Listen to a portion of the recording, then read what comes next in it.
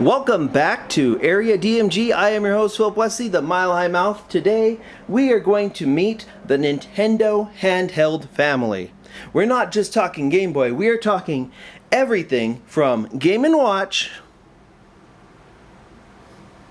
to the Nintendo 2DS. So everything from here to here, ladies and gentlemen, we're going to cover it all. And let's start with the Game Boy family of systems. Actually, let's start with the Game & Watch first. This is a Nintendo Game & Watch. This one is a multi-screen.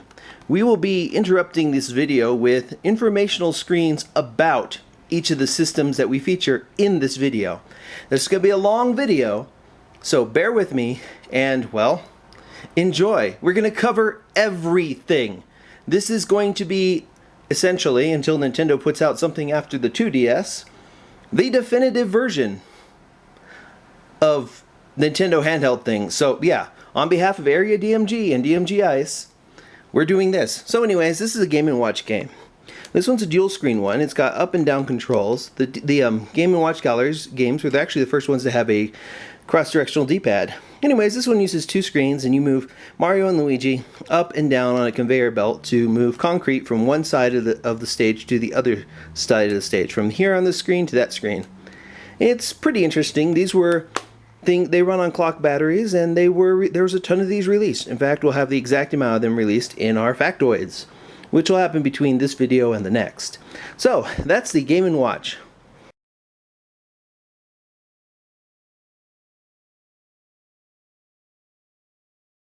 The Game & Watch is the predecessor to the Nintendo Game Boy. Each of the Game & Watch games is a separate game. This one is Mario Brothers.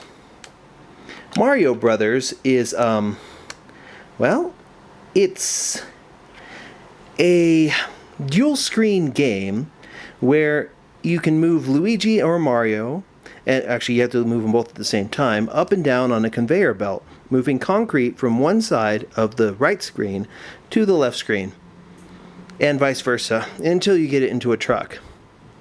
There are two versions of the game on here, an easier version and then a faster, harder version. Since this is a Game & Watch, the interesting thing about Game & Watch games is that they are actually watches or clocks. So this button over here is for time. You have up and down, Game A, Game B, time. The Game & Watch gallery games, or rather these types of games, take clock batteries because they are in fact clocks. And there were about, I'm not sure again how many there were. We will have informational snippets and images after each part of this video to explain in greater detail some of the facts and figures about all of these systems. So you'll have release dates, initial prices, and all that information. We're trying to make this the go-to video for all of your handheld information needs. So, this is the Game & Watch. And what's kind of funny about these is that they kept releasing these even after the Game Boy came out. In fact, future versions of these were actual watches that you wear on your wrist. This is Super Mario World, Super Mario Brothers 4. In fact, I have in our little, after this particular part of the video, you'll see a close-up of this particular unit. So we will have a little bit more about these in that information. So, what's interesting about this one is this one actually has a headphone jack. It's a little game watch with a headphone jack. So yeah, that's the Game & Watch systems. This was the predecessor to the original Game Boy, and these were actually released during the lifespan of the Game Boy.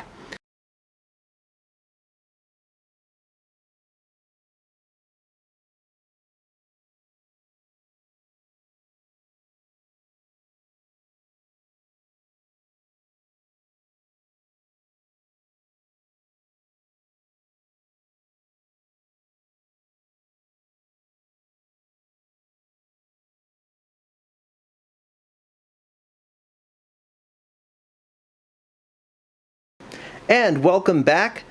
Now that you've seen our informationals, let's talk about the Game Boy and its family. So here's the original Game Boy. It's black and white, takes 4 AA batteries, and it's bulky. Yay! Over here we have the Game Boy Pocket. It's a little thinner, quite a bit thinner, and takes 2 AAA batteries. Yay! Here's the Game Boy Light. It was released only in Japan, takes 2 AA batteries, and it's just essentially a Game Boy Pocket, except for one key feature. There you go. It lights up. It's backlit. This is the Super Game Boy. It allows you to allows you to play Game Boy games on a Super Nintendo. There's a version of this that came out in Japan called the Super Game Boy 2, which is a clear blue, has a Game Link cable on the side, and fixes some of the weird overclocking problems with the original Super Game Boy. This is the Game Boy Color, and it actually adds an infrared data port. It's full color, and it uses 2 AA batteries. This is the Game Boy Advance. It adds L and R buttons. It's a 32-bit system, and it takes 2 AA batteries. This is a Game Boy Advance SP. This one adds a front light that you can turn on or off, and it takes a rechargeable battery pack. This is the Game Boy Advance SP1, or AGS-01, and this has a backlight and 2 settings, stun and kill. And of course this one takes a rechargeable battery pack.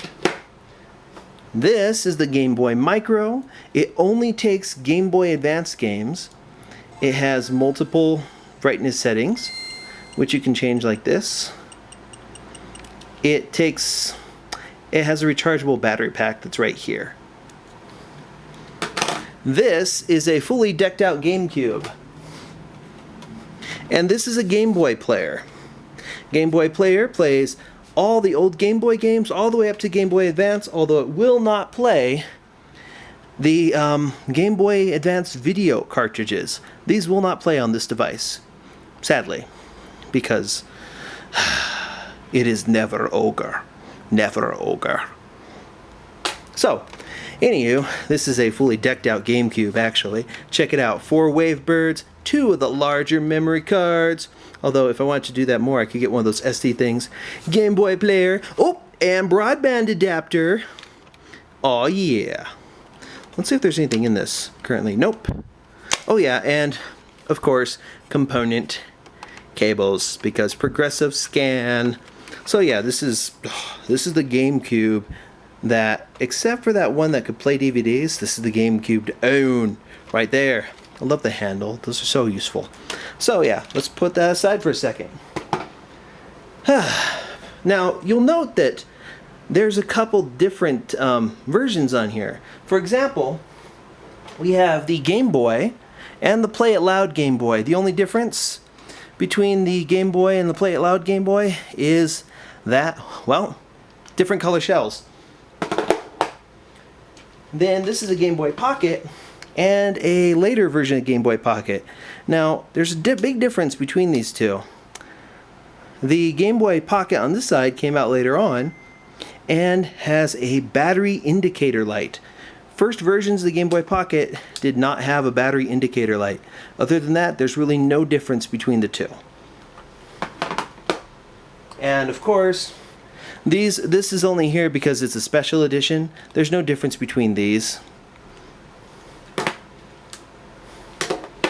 And of course, this one is the, if you want to have the best backwards compatibility between all of these, you want to have this version. It's got the best screen for all of these. It has the best light.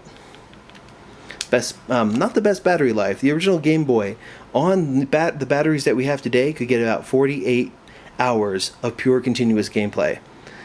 I have to go actually test that at some point, but I'm sure other people have. But yeah, this is the best version for that. If you're looking for portability, the Game Boy Micro is the best one if you don't mind not being able to play older Game Boy and Game Boy Color games. Now, let's talk about compatibility. In order to do that, we're going to have to dislodge from our tripod and get up close and personal. Woo! Or stuff, yeah. Anywho, the Game Boy. The Game Boy will play Game Boy games, Super Game Boy games, and Game Boy Color dual cartridges. The Game Boy Color will play Game Boy games, Super Game Boy games, the Game Boy Color dual cartridges, and Game Boy Color only games. It will not play Game Boy Advance games. Sorry. And this one will not play Game Boy Color or Game Boy Advance games. All of these are compatible with all of these. All of these are compatible with all of these. All of these 3 or 4 are compatible with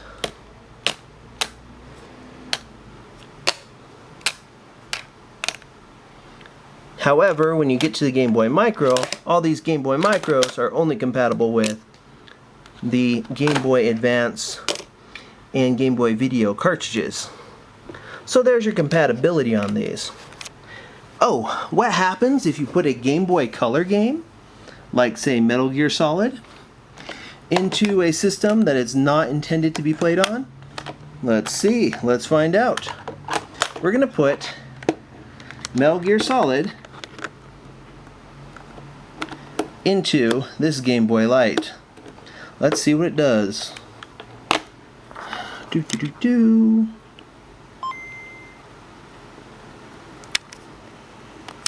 A little screen pops up that says,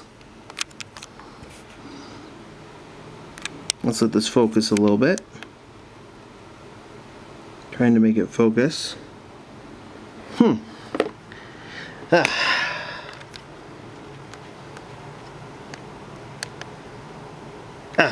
This game pack is especially designed for the Game Boy Color. Please use a Game Boy Color unit to play this game.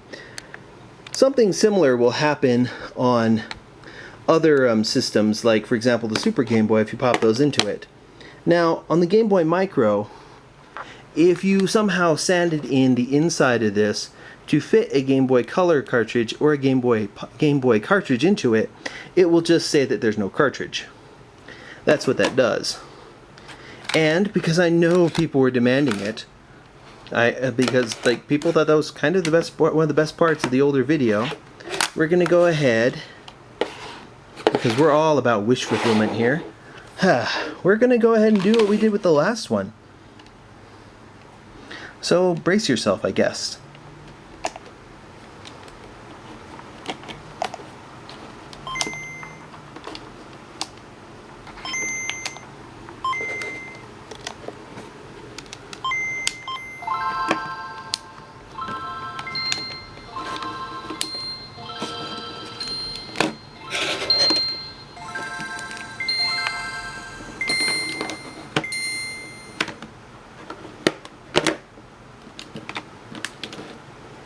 There you go, all of them on at the same time. Now, some of these ones you kind of had to have direct light to play. Of course, this one was on earlier because of that. But yeah, that's the Game Boy line of products and handhelds.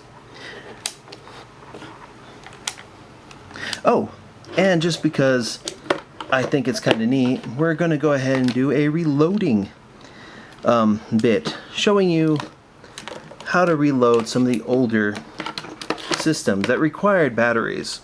It's kind of like loading a shotgun, actually. Let's be perfectly honest. Whoop. Sorry about the mess.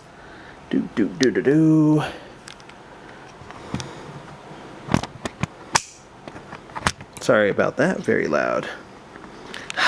Back in the saddle.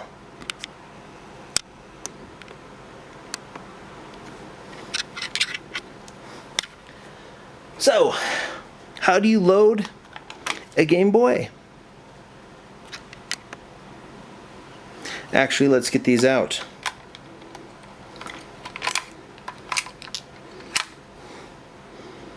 We're going to load this up with 4 AA batteries.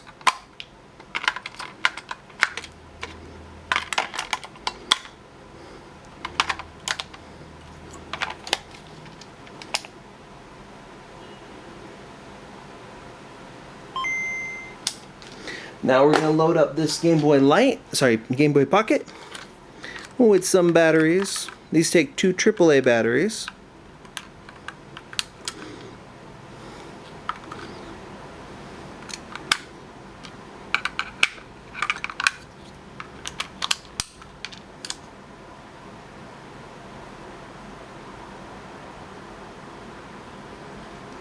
Oh, did I not have the volume all the way up?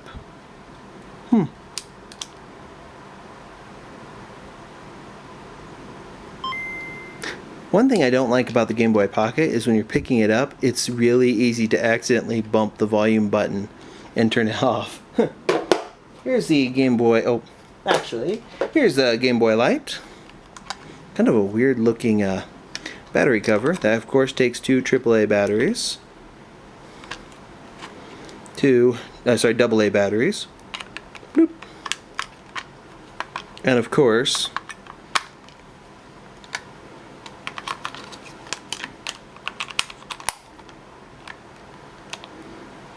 you can turn it on without the light or with the light on, and you can turn the light off. Not too bad. It's a bit like a watch. Game Boy Color.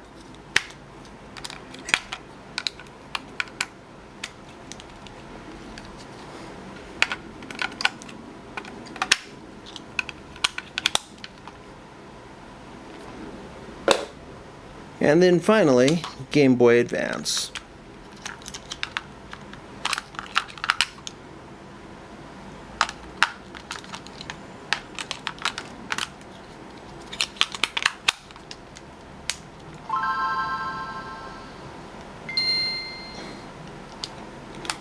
Oh, let's talk a little bit about compatibility with these. Older Game Boy games will work on the Game Boy Advance SP, and you can assign colors to them. Super Game Boy stuff, like Super Game Boy features, do not work on the Game Boy Color, but the games will work. When you turn on the system, you can hold left, right, these types of things,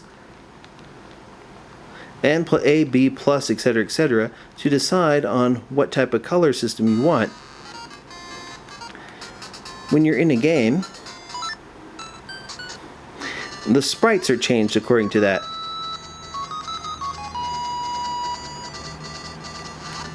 Got it?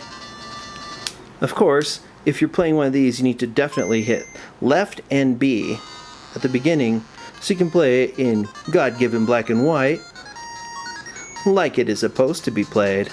Oh, interesting thing about Game Boy Advance games. You can stretch the screen when you're playing.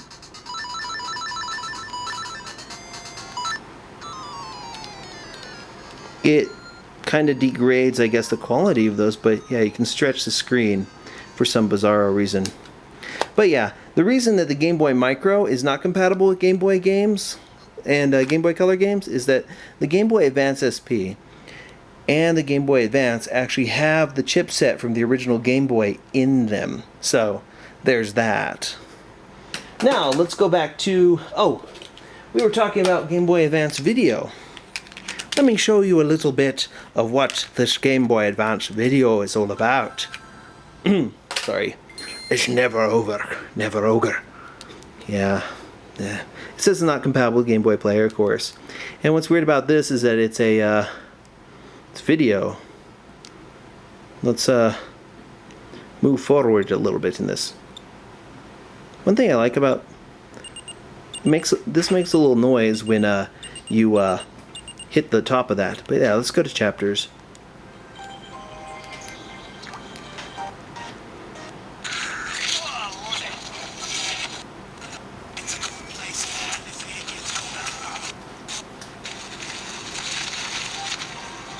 I'm going to change the brightness down a bit.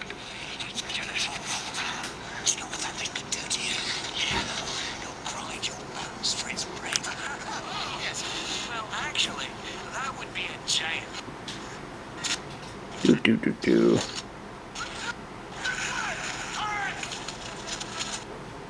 But yeah, there's this.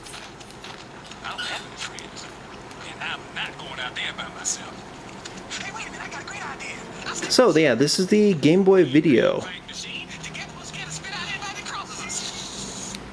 So, that's a little run through of each of the different types of Game Boys. We'll have additional information about all of them right after this. Oh, before we get into that, again, the Game Boy Player. Now, here's the thing about the Game Boy Player. Game Boy Player units themselves aren't too hard to come by. What's hard to come by is the disc that you need to actually play the Game Boy Player. In fact, just so you know, here's a little bit of what that looks like. This is the Game Boy Player startup disc. Of course. And the instruction manuals, etc.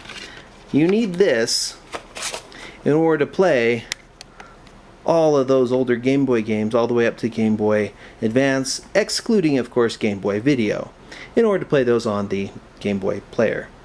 So that's that. I know people are like, but what about the Virtual Boy? Well, we're actually not going to talk too much about the Virtual Boy in this video. We're going to do that in the next one, and then we're going to go to the Nintendo DS family of systems. Doo-doo-doo! But that's it for here, for now.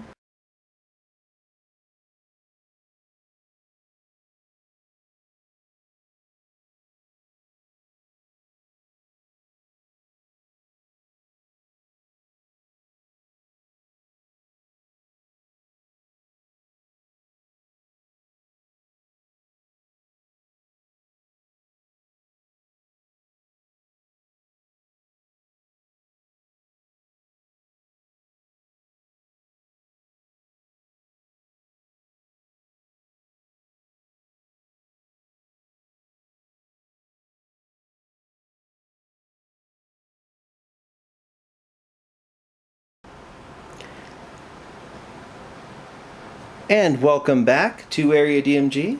And now that you've looked at the informationals for all the Game Boy stuff, let's get into the weird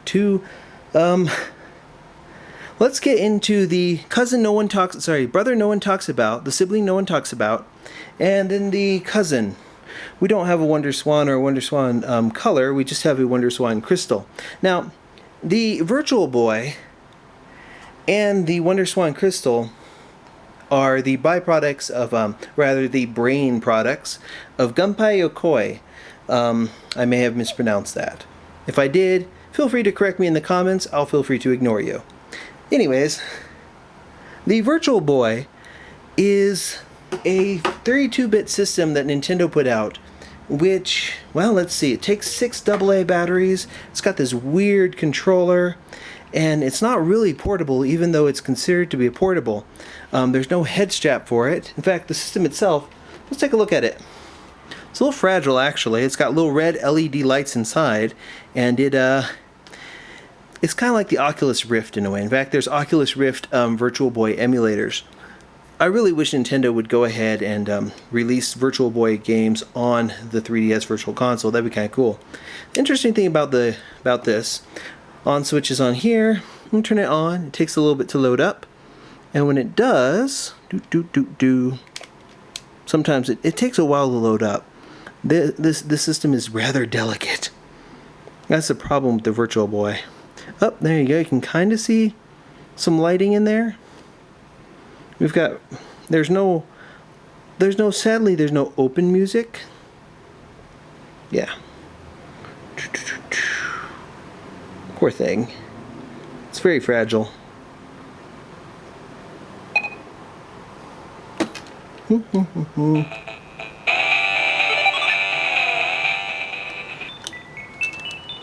Anyways, yeah. You put it on your face, and you use these to control it, and it's weird. It is a weird device. It has 2 little LEDs that are aimed at slightly different angles to give the illusion of 3D depth. Wonderful speaker on this thing, by the way. It also had like a Game Link cable thing that nothing ever came out for.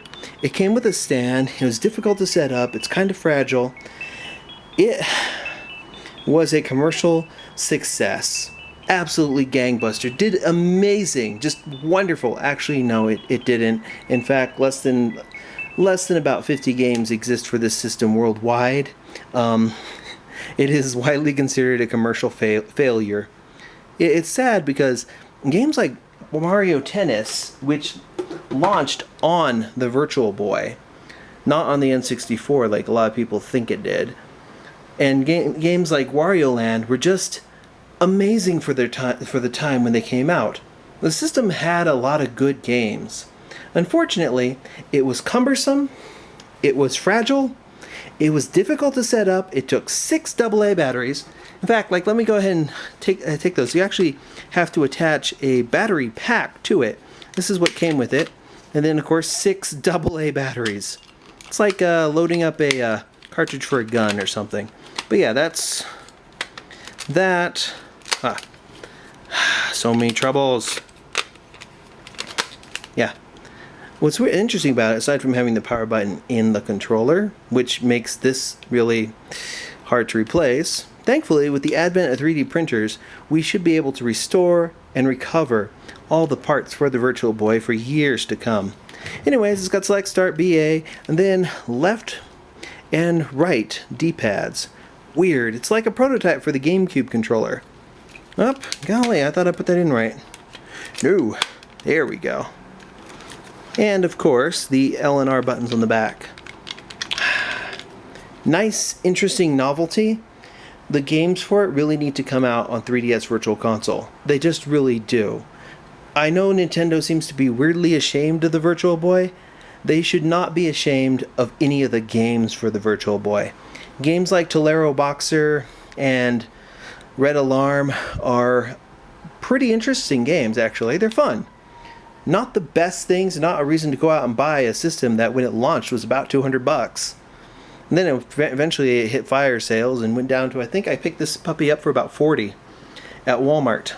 So, yeah, that was the Virtual Boy. It was that and the N64 were some of the last things that Gunpei Yokoi designed for Nintendo. Then he left to work with Bandai. They produced the Wonder Swan and the Wonder Swan Color and the Wonder Swan Crystal. This is the Wonder Swan Crystal. It is easily the best version of that because it's the only one you can remotely see. Oh, let me turn that up again. Let's see. Where's my... Oh. Okay, what did I accidentally hit? Oh, the lock button. Bandai! DMG Ice. Oh, what in the world? That one's erroring on me. Oh, one thing about the Wonder Swan Crystal is that it has the world's least active screen. As you can tell, you can see the LCD melting away from it. It's kind of weird. I've only got one game for this, and that's Final Fantasy. It takes one AA battery, which you release like this. What's weird, is that they've got the battery cover is also where all the electronics for the battery go. And then you kind of slide it in like you're sliding in a battery pack. Weird and bizarre. This would be the SCT Swan Crystal DMG Ice. Squaresoft. As you can see, it's kind of tough to see it, like the screen at all. Oh, interesting thing about sound. Volume has off.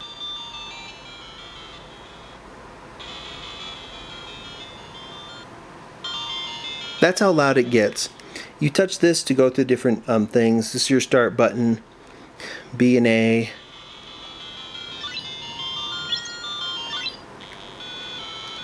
Yeah.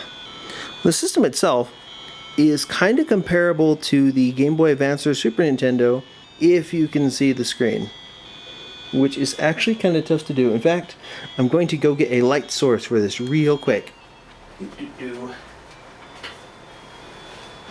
Yay, laser pointer with the light.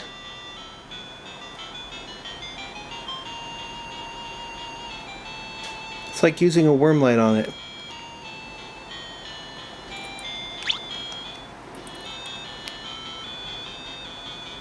You have to play in direct sunlight pretty much. The top buttons here are your B and A as well. And then you move around with these bottom buttons. The way the Wonder Swan Crystal's designed, they designed it So in some games, yeah, check that out. It takes forever for the screen to actually clear off when you turn it off. That's because the LCD crystal that they're using, like the liquid crystal display, is really passive. Passive meaning that it doesn't actively refresh. If you want to go into refresh rates, the original Game Boy has a 59.5 megahertz gameplay, but the refresh rate on the screen is substantially less. This is a screen that's similar to the original Game Boy, but in color, but not anywhere near as active as the Game Boy Color. Kind of weird. Here's a speaker, a couple other things on this.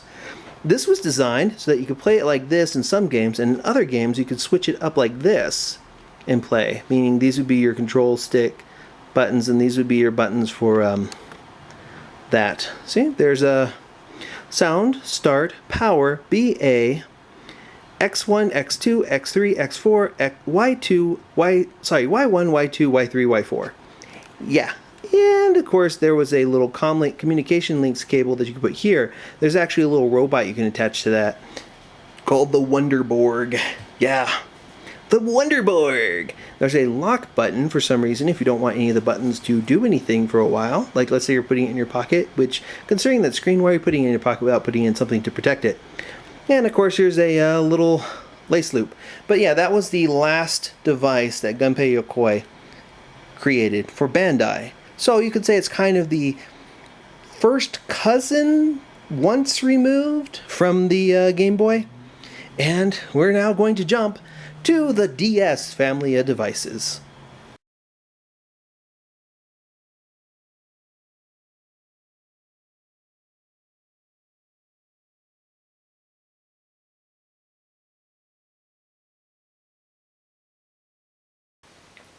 And welcome back to Area DMG. I'm your host, again, Philip Wesley, the Mile High Mouth, and today, again, we're going through the Nintendo Handheld Family. So, here we are on the DS family. The DS, of course, it stands for, let's see, depending on who you ask, the DS in the name stands for Developer System, or Dual Screen. Oh, whatever. Anyways, around the time when the Game Boy Advance SP came out, and the SP001, well, the backlit one came out, there was rumor about Project Nitro, which would be a Nintendo handheld with not one, but 2 screens.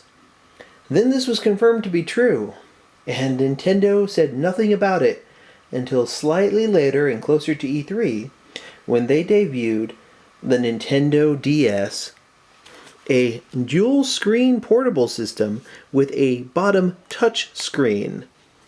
It also has a stylus, and it worked to kind of popularize touch controls. It has a resistive touchscreen, not capacitive.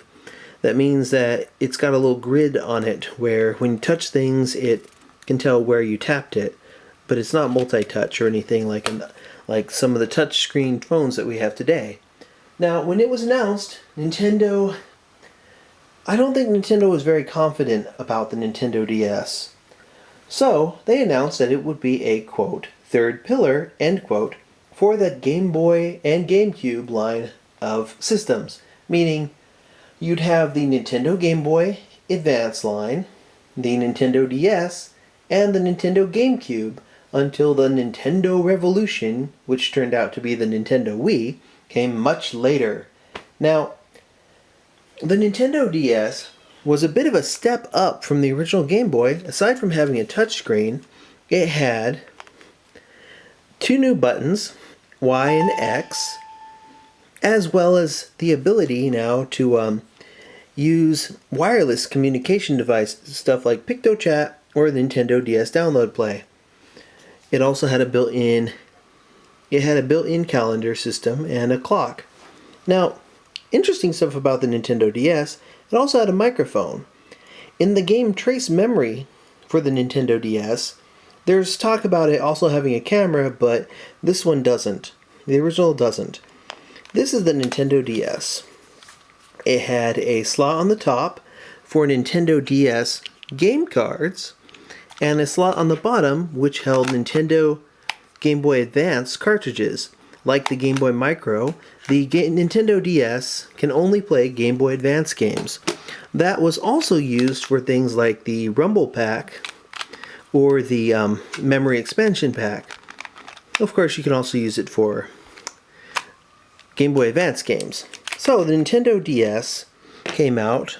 It actually did not do very well for a little while, and then games started coming out for it that made use of the touchscreen in new and unique ways. Games like Yoshi's Touch and Go and Kirby's Canvas Curse. The system didn't really take off until Nintendogs and Brain Training came out for it. What's kind of interesting, like the Wonder Swan, the Nintendo DS has games that you can play by holding the system on its side, like a book. Games like Brain Training, 100 Classic Books, or other games like that, or like games like Hotel Dusk, for example, allow you to play it like you would a book, where you would use your stylus control, or either the D-pad, or the buttons in some games' left-hand modes. The system itself is, oh, there we go, it's on the top. Stylus on the top, I didn't really like that, how it was on the top. Oh, this one used the same type of AC adapter as the Game Boy Advance SP. Later models like the DS Lite use their own style of adapter, whereas with the DSi and future iterations of the same system, these ones all have use the same kind of plug for power. And of course, you have the stylus over here. The stylus is on the top, on the right, on the top, on the right hand side of the system. Later systems like the DSi on up can also take SD cards up to 32 gigs for these two, and if formatted correctly, up to 128 gigs for these three. So, this is the Nintendo DS. This is the slightly smaller version of it, the Nintendo DS Lite. This also had a better screen. The original DS had two types of screen things. It had on and off. Whereas this one had 4 different ones. And you could also access a hidden 5th brightness if it was plugged in at the time.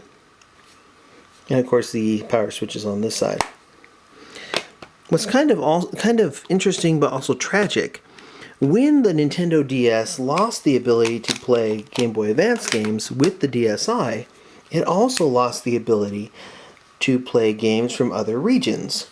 There are multiple regions now, and the Nintendo DSi and the Nintendo 3DS are region locked to that. This is actually a firmware thing. Let's take a look at the different types of cartridges before we go on, or rather game cards before we go on. Here are the Nintendo game cards. You have an older DS game, which has the product code NTR. A DSi only game, which has the product code TWL. There are DS games that are not DSi only games that have TWL as their product code. And then of course here you have a 3DS cartridge with its product codes. Now with these you've got Nitro, which is the original product code, where the game came from. And then you have Twilight, which is the original product code, and where the game came from. This one here has Latin and North America, and then CTR, or Control, or Center, which is what the original name for the product code for the 3DS is, and then you have the region over here. Now, other ones are JAP for Japan, and EUR for Europe. Now, if you order something online, a DS game, and it starts with NTR, it doesn't matter what the region is, it'll play on all of these. If it's TWL, and it's a different region from the system that you're playing on, it'll only play on these unless it's a DSi only game. And if it's a 3DS game, it won't play on any of these, and it won't play on certain ones of these if they're not the same region. So again, let's go over these a bit too. There we go. The original DS can play DS and DS games and GBA games. DS and GBA games.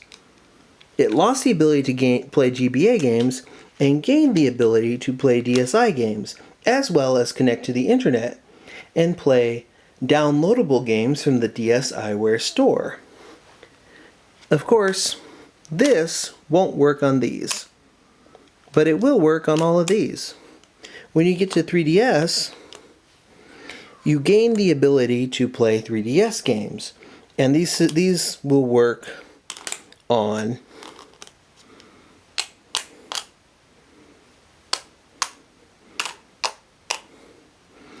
all of these. And with the 3DS, you have access to the eShop, where you can download older Game Boy, Game Boy Color, Game Gear, and eShop exclusive titles. There's a virtual console for those. Now let's go into some more of the features on these systems. The Nintendo DS, DS Lite,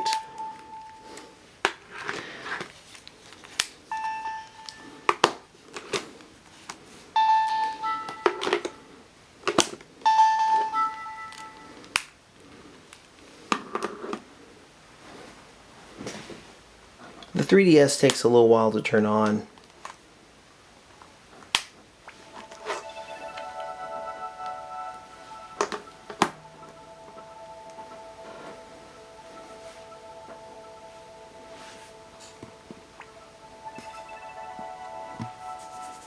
Anytime now.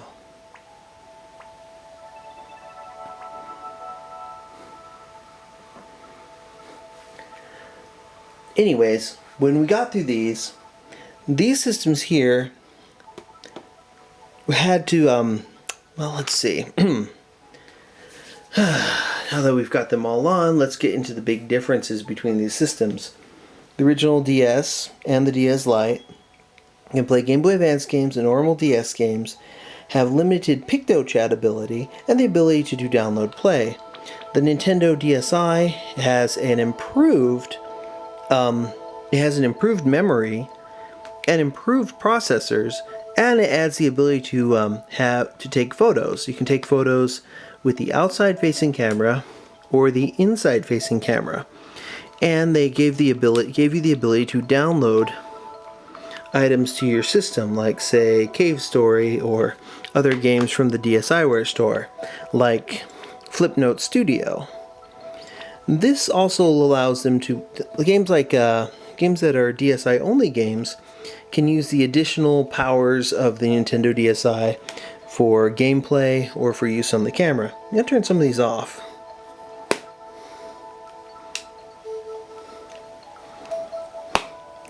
The Nintendo DSi also allowed, the Nintendo DSi eventually gave way to the Nintendo 3DS, which added the ability to display glasses-less 3D on the 3DS and the 3DS XL, as well as the ability to download stuff to the Virtual Console, from Virtual Console to there, like Game Boy games, Game Gear games, Game Boy Color games, and eventually TurboGrafx 16 games, and I think, it's like PC Engine games. There's some odd stuff on there, including some older Sega classics. But yeah, these systems over here all use SD cards. Like I think I stated this before, but I'll go ahead and restate it. The original DS and the original DSi XL can take up to 32 gigs, and if formatted correctly, the 3DS, 3DS XL, and the 2DS can take up to 128 gigabyte cards. SD cards, which are the kinds that most cameras, including the one that's taping this, can use. So, they added a bunch of features to these, including, like I said, the ability to go online, the ability to take pictures, and the ability to also play music.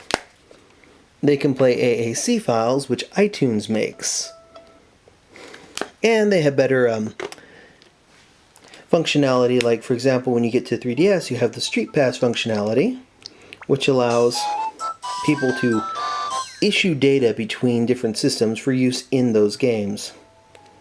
And of course, there were new control options added to each of these systems. I'll turn that off. Oh, for those kind of wondering, if you have a DS game or a DSi game, TWL, or a 3DS game, and you pop it into something that's the wrong region, it just won't show up. However, if you take a DSi only title, which are there's only about 3 of them in the United States, and they're white, and you pop it into a normal DS or a DS Lite, you'll get focus. You'll get this lovely little thing. For use with the Nintendo DSi systems only. Cannot be used with the Nintendo DS or DS Lite systems. That's because they don't have enough memory and the specifications to be able to run those. Even with the memory expansion pack that was released for the system so that it could go online for limited web browsing. What's kind of interesting is that on the later 3DS, they've actually started putting out a lot of retail games as digital downloads as well, which is kind of nice. So, let's take a look at these. Here's the original DS. It has a hinge with 2 positions. It is two-toned and looks a bit like a prototype. This is a DS Lite. Has sharper screens, better backlight, and it has 2 positions. It's much sleeker, much smaller. Some DS Lites, let me go ahead and hit this so you can see. This one doesn't have it, but DS Lites are prone to cracking around these hinges. In fact, that happens with some 3DS models as well. It's just a byproduct of having hinges that can be opened. In fact, this has 2 positions. Then you get to DSi, which has also 2 positions, front-facing and inward-facing cameras. A microphone. They also added the microphones to DS. But yeah, there's that. This is a DSi XL, one of the largest ways to play older DS games. It has 1, 2, 3 positions for the hinge. This is the 3DS. It has 1, 2 positions for the hinge again. And here is the largest version of the Nintendo 3DS and DS family hardware. This would be DSi XL, which has 1, 2, 3 positions. And this is the Nintendo 2DS, the most recent member of the hardware, and it has all of 1 position. Some interesting factoids about these. The Nintendo 3DS actually uses a screen very similar to the Game Boy Advance SP. Now, the Game Boy Advance SP, the backlit ones, had a screen that was capable of showing and displaying 3D without glasses, but at a very low refresh rate. When they perfected the refresh rate, they put out the 3DS. Now, 3DS actually has it doesn't have a home, start, and select button. It has a little strip. The 3DS XL added the select and start and home buttons, and of course the 2DS has kept this along.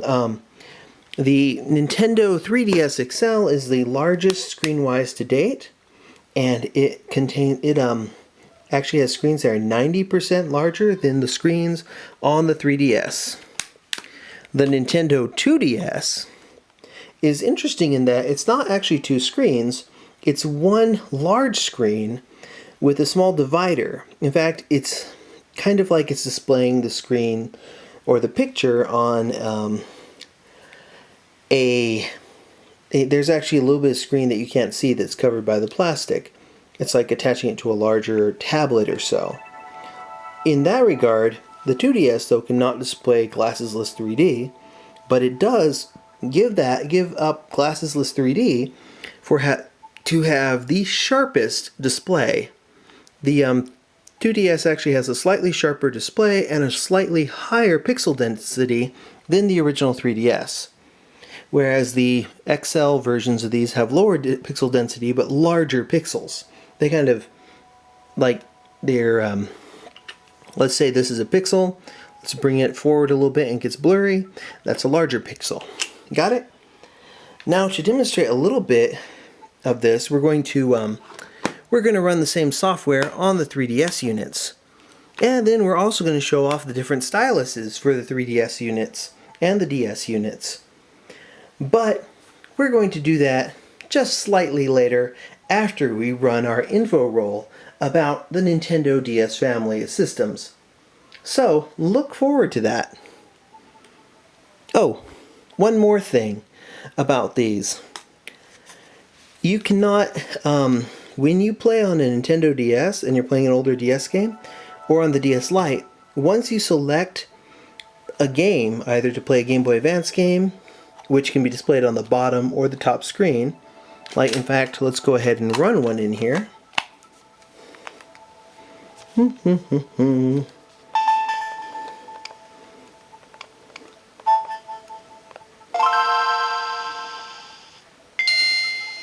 What's funny is that the older DS actually has the same old software from the Game Boy Advance in it, whereas the DSi, it's much more powerful and they took out that older software. Yeah. Oh, sorry, older hardware.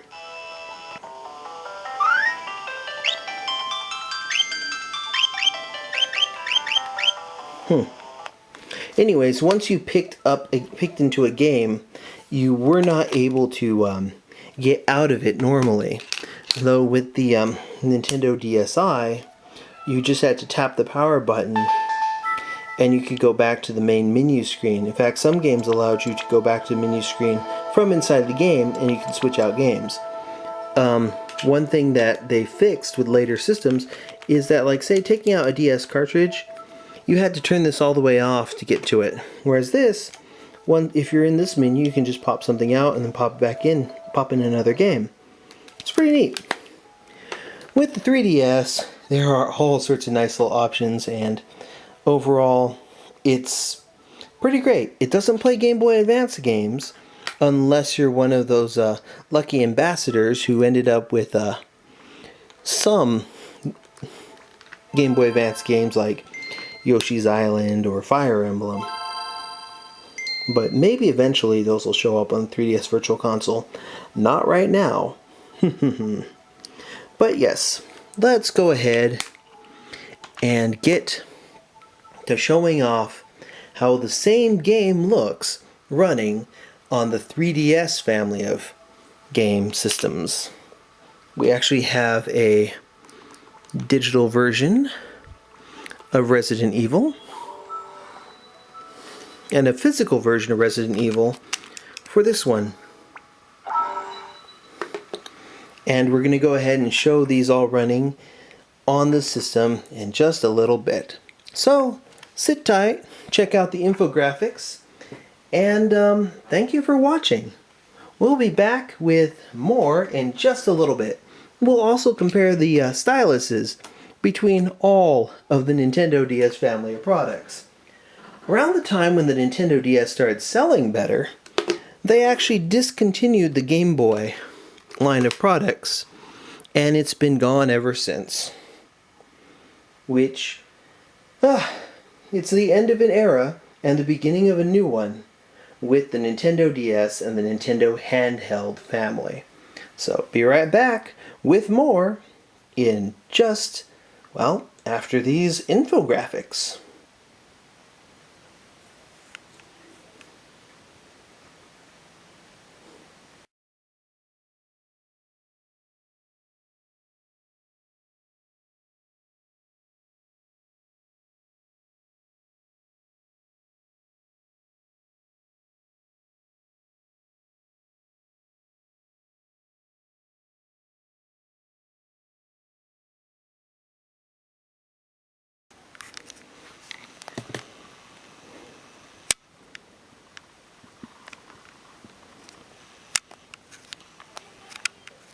Here we're looking at at Resident Evil running on all of these systems. We've got the 3D slider on all the way down. And we'll get up close and personal with these in just a moment.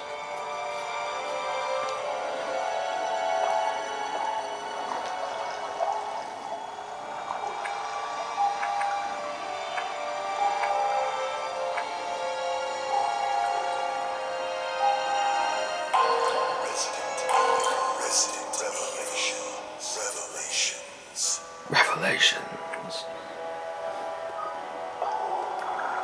Ah, this one's looking for a Circle Pad Pro. That's a whole other can of worms. And a whole other video, which we'll link to in the credits. Or rather in the description. Let's go to Solo Play.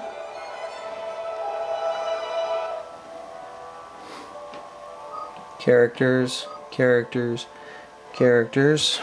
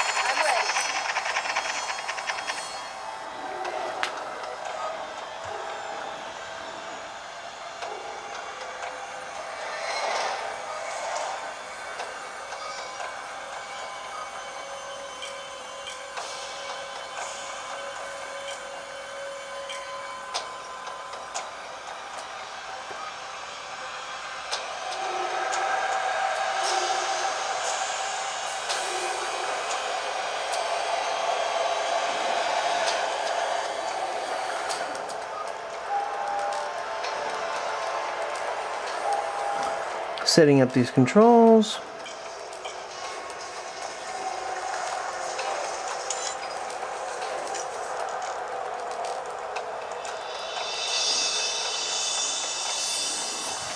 Of course, let's give her a different weapon. There we go.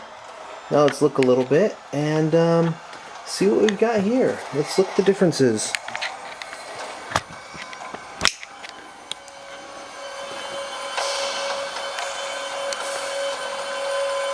This is the 3DS, 3DS XL, and the 2DS.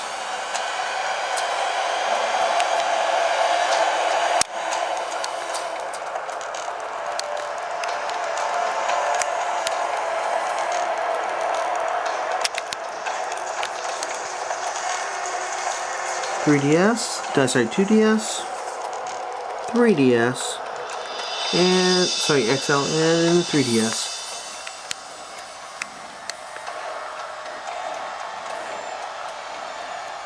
Again, to compare the two, here's the Nintendo 3DS versus the 2DS.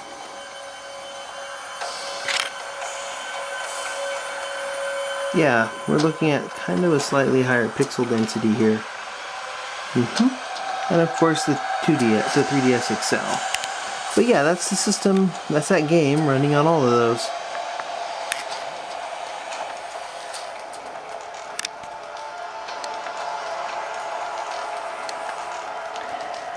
Let's go ahead and move this way.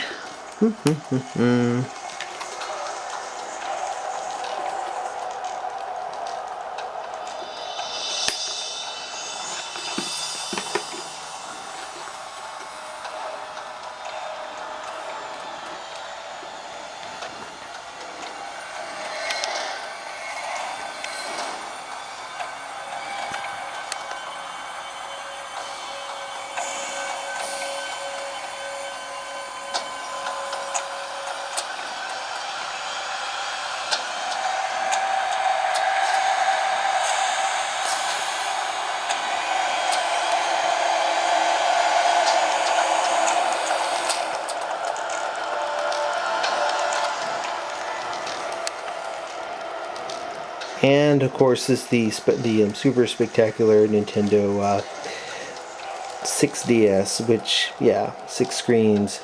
So yeah, that's a look at what that game looks like on that. Oh, to note, the Nintendo DS, or rather the 2DS, is the first of their modern ones to have a mono speaker. All of the original Game Boy family of devices had mono speakers, whereas the Nintendo DS was the first of their handheld devices to have a stereo speaker. The 2DS, of course, breaks that tradition by having one mono speaker and a weird new tablet style of design. So that's that. That's every version of the 3DS running Resident Evil Revelations. That's all the ones we currently know about.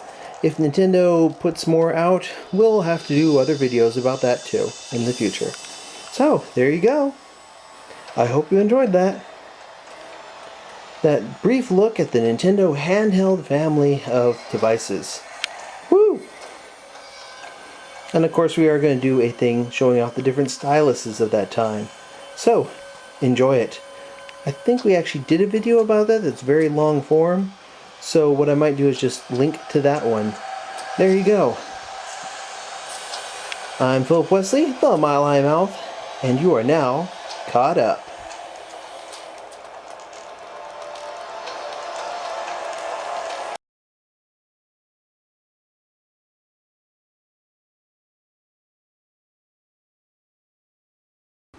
And welcome back to Area DMG.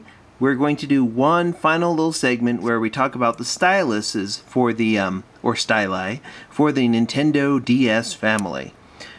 This one here on the top is the prototype stylus that they originally had showed for the Nintendo DS when it was shown at E3. It's a heavy metal stylus, actually, and sadly it never made it to market. Don't ask how I've got one. This is a Nintendo DS stylus, the ones that they retailed with. Here is a DS Lite stylus, DSi, DSi XL came with 2 styluses, this one that goes inside the system, and this one that goes outside of the system is much more pen-like. This is a Nintendo 3DS stylus, and as you can see, it is retractable. It's metal, and it expands, it retracts. Here is a Nintendo 3DS XL stylus, and here is a Nintendo 2DS stylus. And that's what they look like. That's all of them together. That's really all that I want to talk about in this video. So, you're now caught up.